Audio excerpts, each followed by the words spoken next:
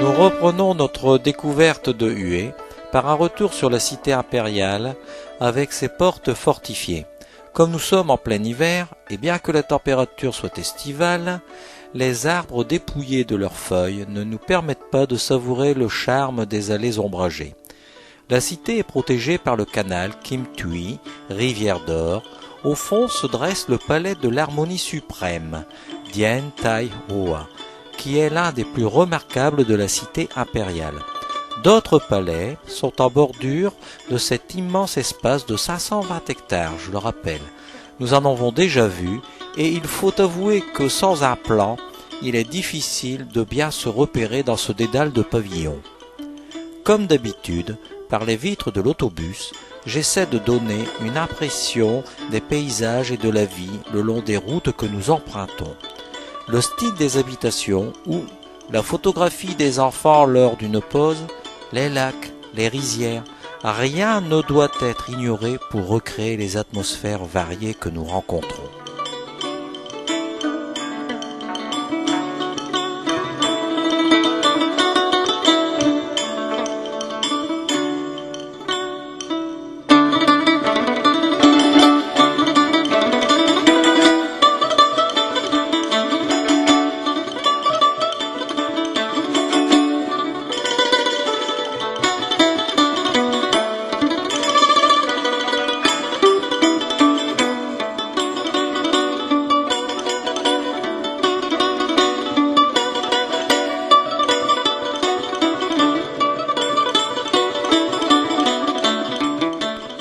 De Hué pour rejoindre Hoi An, il faut franchir le col des nuages, qui culmine à 496 mètres.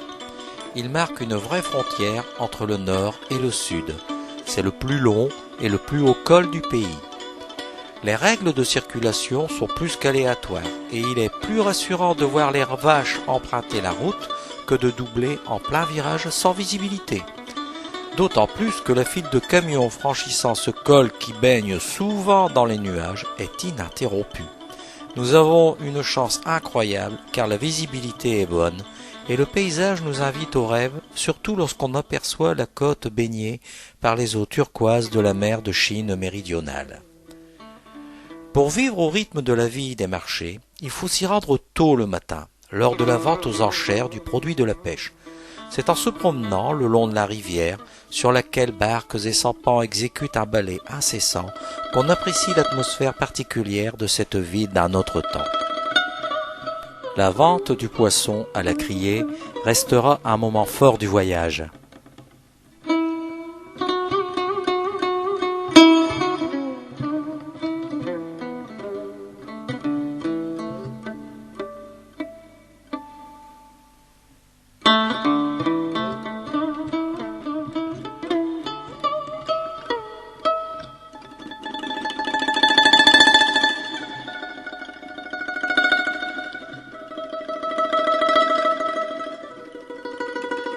Les cuisinières s'activent derrière leur étal, invitant le chaland à une petite collation, tandis que sur le quai, à l'ombre d'un parasol ou de leur chapeau conique, de jeunes femmes proposent une variété infinie de poissons.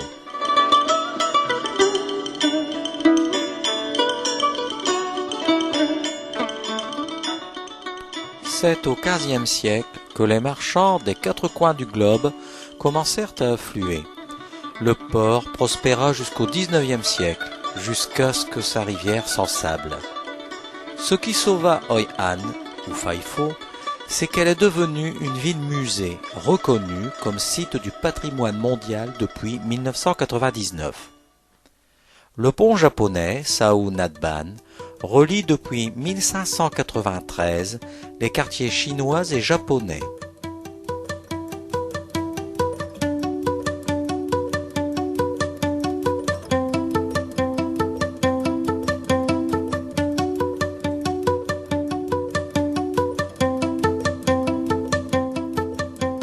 La maison commune des 5 congrégations chinoises a été construite en 1741 et était utilisée par l'ensemble de la communauté chinoise pour se regrouper.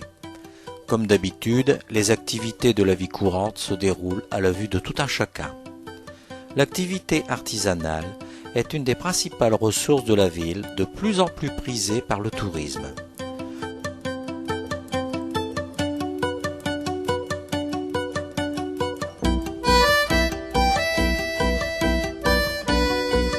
Comme d'habitude, nous constatons que le travail quotidien et le mode de vie des Vietnamiens est en osmose avec la rivière.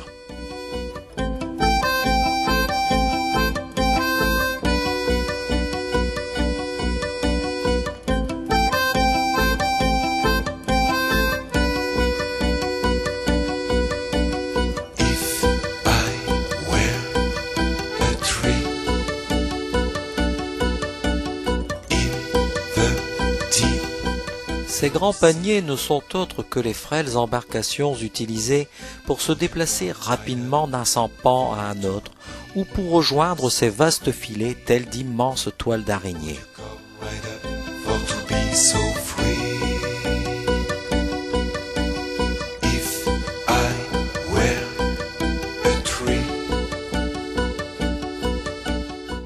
Les filets revisités et réparés sont prêts à tendre leurs toiles orangées sur le bleu de la rivière. What your eye would see of you and me. What your eye would see of you and me.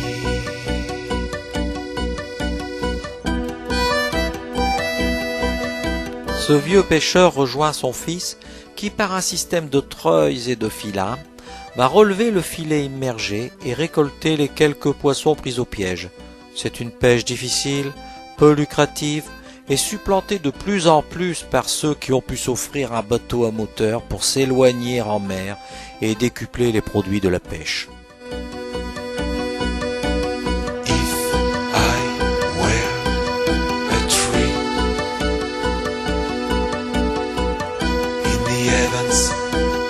Heaven's sun, would all be a reason, and the answer's done. Would all be a reason, and the answer's done. If I were a tree, as the words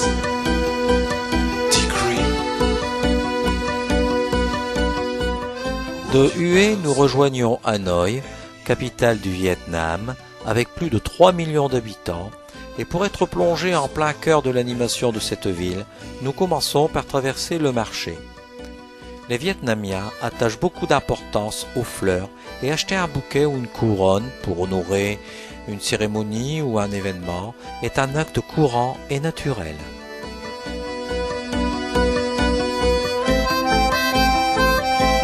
Dans le marché, les produits de la vente sont souvent conditionnés sur place. Les volailles seront tuées et préparées à la vente devant l'acheteur qui aura la certitude d'acquérir un produit frais, prêt à la consommation. Tout est récupéré, même le sang qui sera utilisé en cuisine. La volaille et le poisson sont les viandes les plus consommées au Vietnam.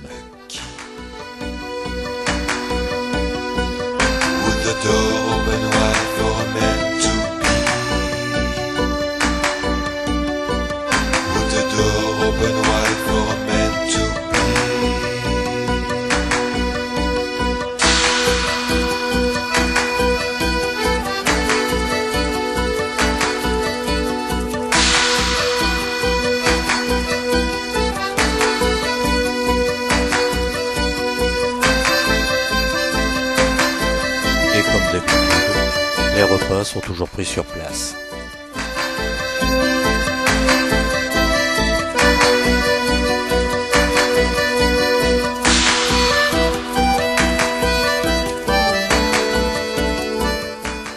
Si le bébé ne peut être gardé par les grands-parents, ce qui est très courant, il partagera déjà la vie du marché.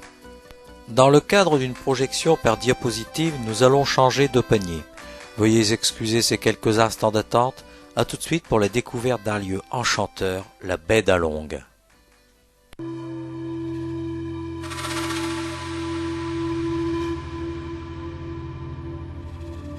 Sertie de 3000 îlots granitiques sculptés par les vents et les marées, La baie d'Along est l'un des paysages les plus émouvants du Vietnam. Les îles forment un éblouissant tableau dont les teintes changent selon l'heure et l'humeur de Neptune. Inscrite au patrimoine mondial de l'UNESCO depuis 1994, la baie d'Along est l'une des merveilles du monde. Des sampans aménagés pour les touristes sillonnent la baie à longueur de journée. Les côtes abruptes, aux rochers découpés, troués de cavernes, offrirent des bases de rêve aux pirates chinois et vietnamiens jusqu'à la fin du XVIIIe siècle. Il reste maintenant quelques paisibles pêcheurs vivant sur des villages flottants et essayant d'avoir leur part de la manne touristique. Maintenant, il suffit de s'abandonner à la contemplation et au rêve.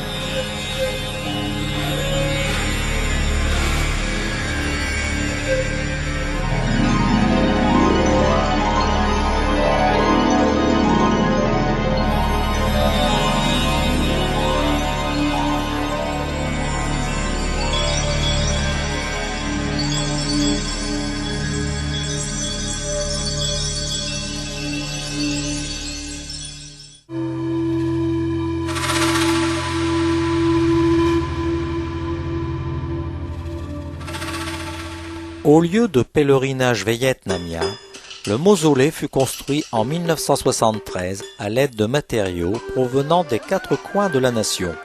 L'entrée du mausolée regarde la place Ba Dinh où Ho Chi Minh proclama l'indépendance du pays le 2 septembre 1945.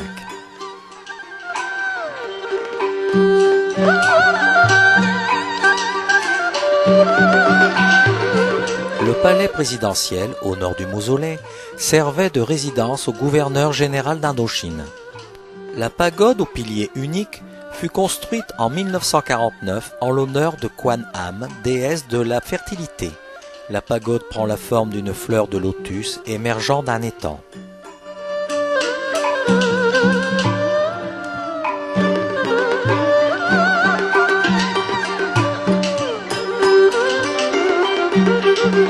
Voici une autre maison modeste qu'occupait Ho Chi Minh lorsqu'il travaillait aux affaires courantes du pays. C'est en rejoignant la baie d'Along terrestre que nous nous arrêtons quelques instants pour nous plonger à nouveau dans cette vie grouillante d'un marché qui, avec ses odeurs, cette atmosphère si particulière, ne lâche jamais le visiteur étranger.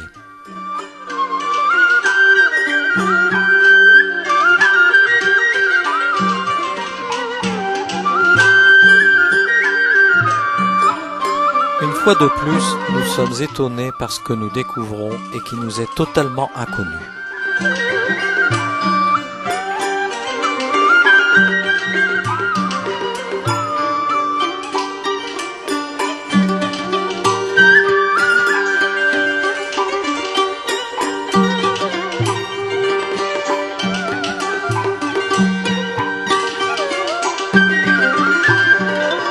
Il est souvent préférable d'utiliser le bac pour éviter de longs détours fastidieux. Nous retrouverons ces étonnants transporteurs de paniers sur le bac. À pied, à 2 roues, à 3 roues, tout est possible au Vietnam.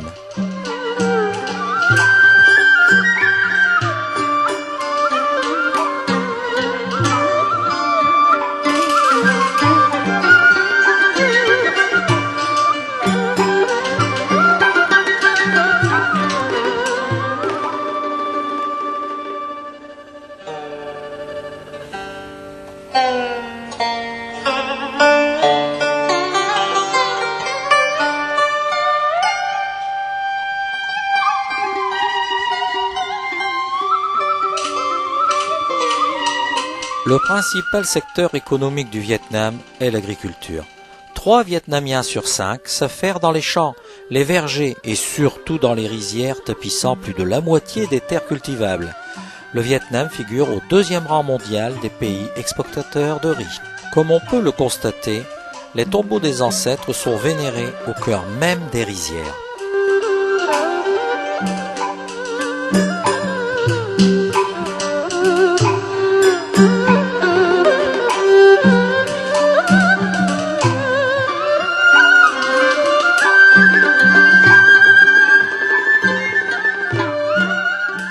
L'activité est incessante, le dimanche n'existe pas.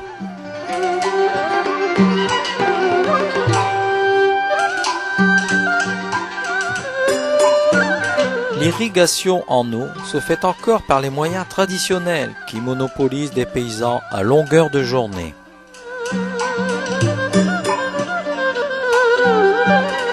Certains systèmes d'irrigation requièrent 2 personnes. Et les alimentations en eau par pompe motorisée sont encore rares. Mais, en revanche, l'emploi est préservé. À travailler dans cette terre noyée d'eau à longueur de journée, le paysan a la fierté d'éviter depuis plus de 20 ans toute famine dans le pays.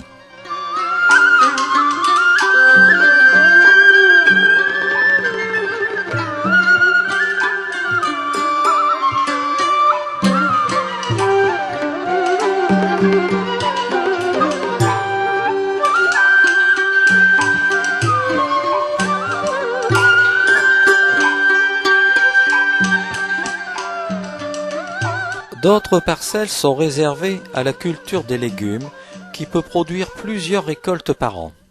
Comme sa grande sœur, près du village de Tam Sok, la baie d'Along terrestre est criblée d'énormes rochers, mais ici les rizières remplacent la mer.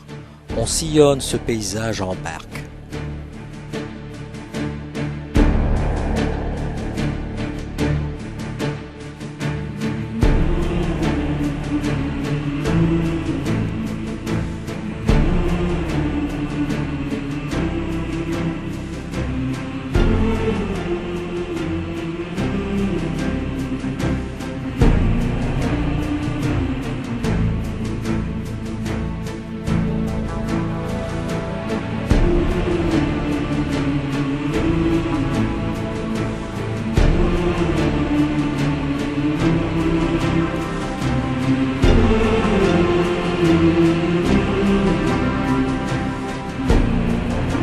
Une des curiosités de la promenade est ce numéro d'équilibriste des chèvres qui broutent sur ces rochers à pic.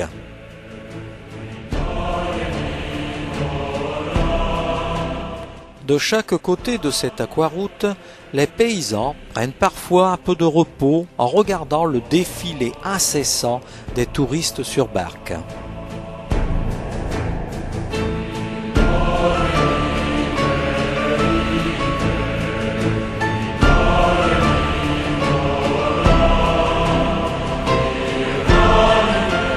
L'habileté et l'originalité de la conduite de la barque ajoutent une petite pointe d'amusement à la beauté de ce paysage d'un autre monde.